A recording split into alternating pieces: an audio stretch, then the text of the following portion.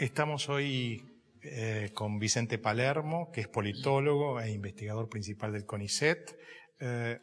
Un poco la idea a tratar es, partiendo de esa ilusión de 1983, en que se pensó que la democracia argentina podía adquirir ribetes institucionalistas y liberales, y en estas casi ya 3 décadas ha habido un proceso lento, pero diríamos inflexible, de deterioro hacia prácticas más corporativas, con rasgos de corrupción, etcétera.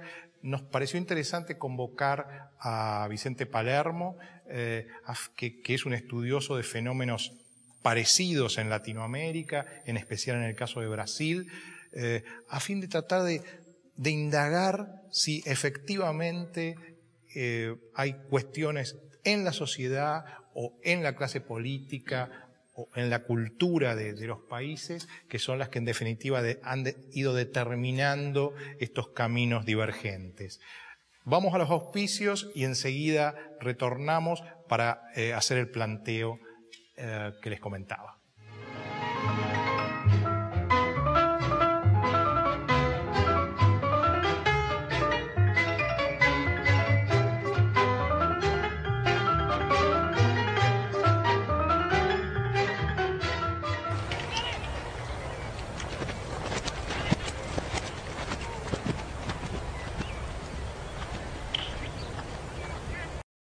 Créditos hipotecarios del Banco Ciudad. 20 años cuota fija y los últimos 3 años de regalo. Y ahora, si compras en la zona sur de la ciudad de Buenos Aires, te bonificamos la tasa en 4 puntos. Informate 0822 20 400, www.bancociudad.com.ar o en cualquiera de nuestras sucursales. Banco Ciudad. Te quiere ver crecer.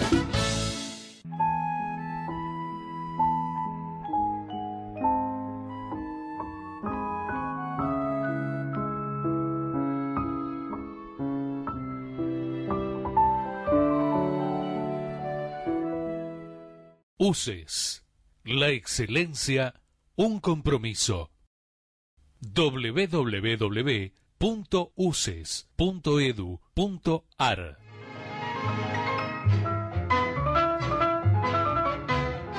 Juan José, está un poco formulado el planteo. Me gustaría que iniciaras este diálogo con Vicente. Bueno, yo justamente estuve releyendo un libro tuyo que me pareció realmente muy interesante, La historia reciente, donde haces un balance, en la introducción, haces un balance del ciclo democrático hasta la actualidad. Y vos planteás al 1983 como una verdadera algo novedoso dentro de la historia argentina, que no se parece a ningún comienzo de otro ciclo democrático.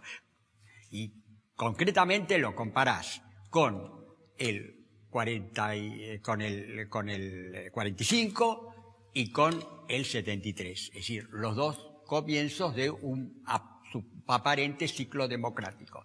En estos dos ciclos democráticos, de ninguna manera se planteó como como tema fundamental las instituciones republicanas, lo que llamamos una democracia liberal, sino algo así como un poder del popular. Es decir, fueron comienzos de un sistema populista, abiertamente. Por primera vez en el 83, el partido gobernante o el presidente Alfonsín se plantea como tema prioritario la reconstrucción de una república democrática que hasta ese momento, en todos los gobiernos anteriores, se había menospreciado con la calificación despectiva de formalismo institucional. Era un formalismo institucional que obstruía las conquistas populares.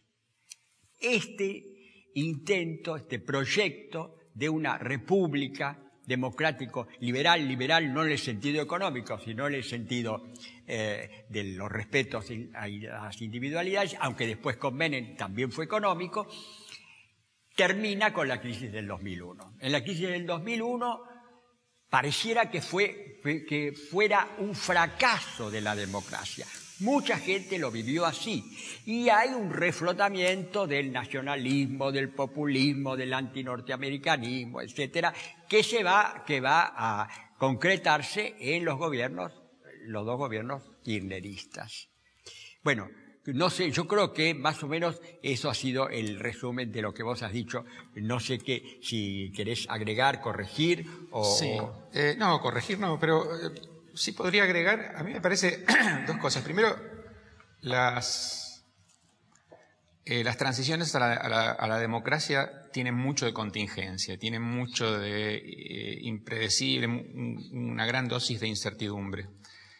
En la transición del 83, lo que se dio es una combinación feliz, diría yo, entre una sociedad que estaba preparada para descubrir la importancia y el valor de la democracia, es decir, estaba preparada, simplificando las cosas, para recitar el preámbulo de la Constitución con convicción, y un liderazgo, Alfonsín, que tenía primero que tenía convicciones y segundo tenía la intuición, que se demostró acertada, de que iba a poder establecer lazos profundos con esa sociedad a través del redescubrimiento o el descubrimiento de la cuestión democrática.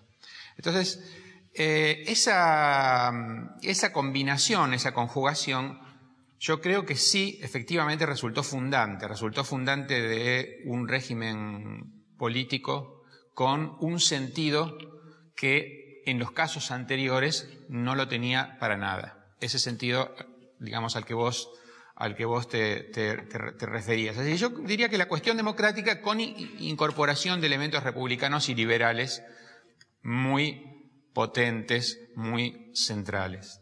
Ahora, lo que ocurre es que, bueno, eso va complicándose, va sufriendo una erosión, eso va desdibujándose en parte, no en todo. Un componente pilar de todo eso es la cuestión de los derechos humanos, sin duda, pero esa cuestión también se va debilitando. Debilitando y deformando cuando se convierte en una herramienta política. No, eso viene ahora, hasta el 2001. A partir del 2001-2003, a partir de esa etapa, lo que hay por parte de lo que significa para el kirchnerismo es una propuesta de relectura de toda esa historia, diciendo, bueno, miren, la democracia real empieza aquí. Todo lo anterior es régimen e ilusión. Llegaron a hablar del fin de la dictadura militar con el kirchnerismo. Exacto. Es decir, que Alfonsín no tuvo nada que ver. Claro, es continuidad, hay continuidad con el resto. Tanto es así de que él en determinado momento pide con una amnesia asombrosa, pide disculpas en nombre del Estado porque hasta ese momento el Estado no se había hecho cargo de la cuestión de derechos humanos. Más allá de la incongruencia que es que un político hable en nombre del Estado, aunque sea el presidente, no puede hablar en nombre del Estado, pero más allá de eso, lo que demuestra es en todo hay continuidad, hasta que llegué yo. A partir de ahora refundamos, ¿no? Entonces, lo que hay en este momento, me parece, es una batalla cultural, para usar la expresión de Beatriz Arlo, ¿no? Yo diría que la batalla se está dando. Yo no estaría tan seguro de que en este aspecto el kirchnerismo ha triunfado. La batalla cultural está cerrada y que... No, creo que eso está, digamos, en un momento de apertura de frentes, y entonces hay que dar un combate cultural para, a mi entender, justamente poner las cosas en su lugar, ¿no? Y retomar y volver a fortalecer las dimensiones republicanas y liberales junto con las democráticas. Es muy interesante cómo han logrado exhibir ante el público que esos 20 años que mediaron entre el 83 y el 2003 fue una democracia formal en donde había 2 partidos, donde había una cantidad de elementos que son los que en las democracias formales eventualmente deben predominar, que todo eso era una porquería. Bueno, hay una hipótesis ahí de raíz conspirativa que funciona muy bien, lamentablemente, que funciona muy bien. Es decir, los poderes concentrados, etcétera, etcétera, etcétera, están detrás de todo, ¿no? Y entonces, detrás de cada fracaso, detrás de cada desastre, por ejemplo, la hiperinflación en el 89. ¿Qué fue la hiperinflación en el 89? Fue un golpe de mercado, digamos, ¿no? Por ejemplo. Entonces, el golpe de poderes inconfesables que están ocultos, pero que son los que realmente tienen peso en la... Pero ahí, por ejemplo, es interesante porque eso se lo achacan. La teoría de la conspiración y el complot. Con Forster, ¿no? Se lo achacan a poderes ocultos internacionales, a multinacionales, y opacan el papel del peronismo en ese golpe de mercado. Sí, claro. Pero yo lo que digo es, esa frente a mucha gente, esa es una llave explicativa, ¿no? Claro, muy fácil. Pero que tiene mucha seducción. Sí, mucha seducción. Y eso digamos, se monta en una serie de fracasos, digamos, es decir, una serie de catástrofes que se han sufrido, que son reales, digamos. La catástrofe del 2001 es real. Entonces, el tema es, frente a todos esos fracasos, ellos proporcionan una explicación, ¿no? La explicación conspirativa, de los poderes concentrados. Y bueno, y eso cierra. Ahora tenemos, digamos, entonces esa democracia formal, liberal, que en principio se intenta desde el 83 en adelante, termina en el colapso del 2001.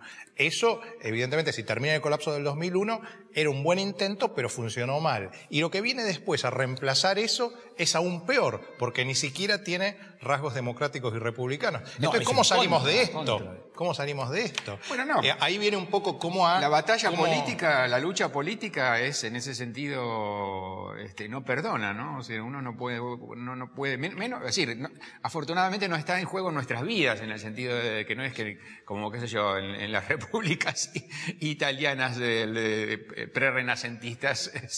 ¿Por qué Lula, cuando llega, no rompe con eso del mismo modo que acá rompió Kirchner? Bueno, eso es interesante. Digamos, yo creo que la Argentina tiene características destructivas, no autodestructivas, porque la autodestrucción es un resultado agregado. Pero ¿el resultado agregado de qué? De comportamientos facciosos de las partes, de los actores, de los sectores. Es decir, la Argentina tiene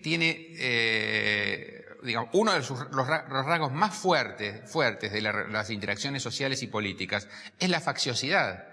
Y Brasil, en ese sentido, tiene un rasgo muy importante que es Brasil es un país conservador, pero no solamente en el mal sentido de la palabra, puede ser que también lo sea en el mal sentido de la palabra, pero en el buen sentido de la palabra, Brasil conserva lo que va construyendo, lo conserva, es típico Itamaraty, por ejemplo. No se lanza a destruirlo. Por ejemplo, Itamaraty... La famosa, los enanos subidos a las espaldas de los gigantes ven más lejos. Claro. Si hay políticas de Estado, que el Estado es permanente. Claro, pero para que haya, allá de los partidos. Claro, para que haya políticas de Estado justamente hace falta un espíritu de conservación, un espíritu de decir, bueno, esto bueno yo lo voy a conservar.